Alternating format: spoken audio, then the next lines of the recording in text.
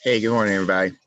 So, on this last quiz we took, you guys did a really great job overall.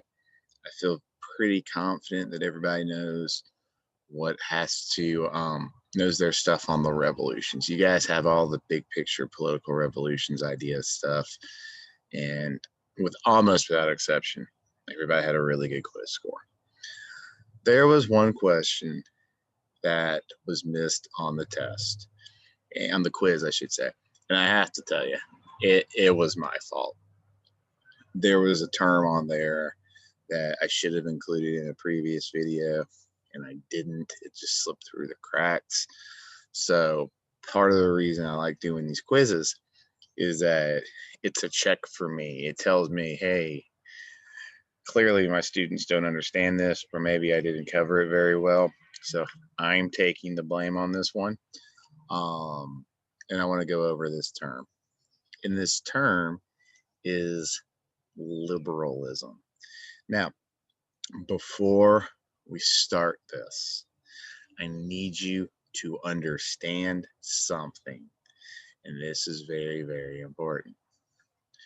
When we talk about a liberal and a conservative in history, it has absolutely nothing to do with what we call a liberal or conservative in American politics.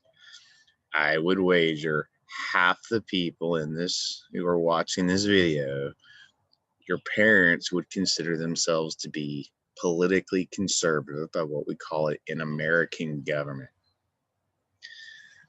I'm going to spend the rest of this year trashing conservatism, and that is historical conservatism. Okay. I'm not trashing the political beliefs by what we call a conservative. It has nothing to do with that. In history, a liberal, especially starting with period 3, is someone who wants change and reform. There's someone who wants governments that are influenced by the ideas of the Enlightenment. They promote free markets and free trade. They're against mercantilism.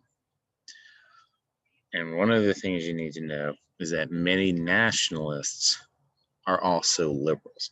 Many nationalists who try to break away from a big empire, yes, they want to break away and create a nation state. They want to break away and create a nation state that establishes some sort of democracy.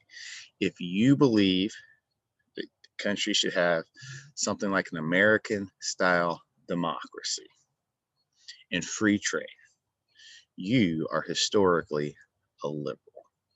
Every person in this room, every person in this who's watching this video's parents, I would wager, believe in these things. So historically, we're liberals.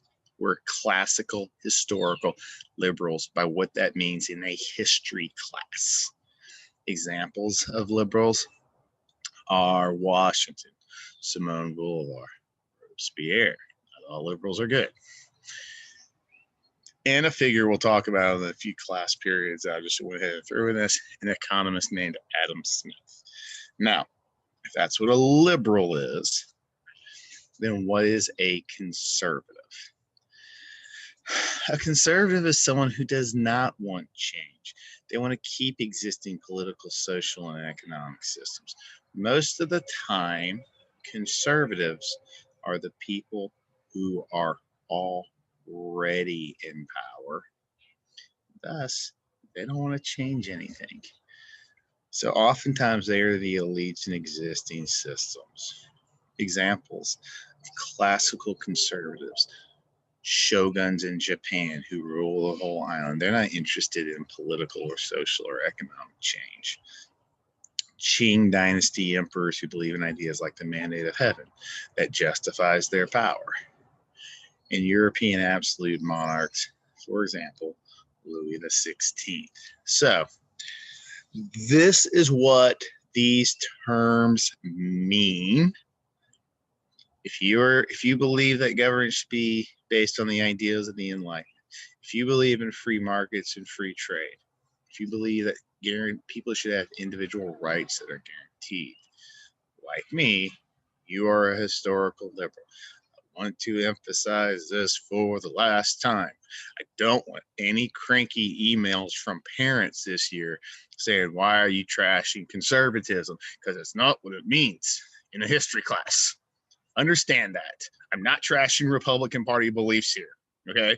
We're just talking about what it means in history. Y'all have a great day.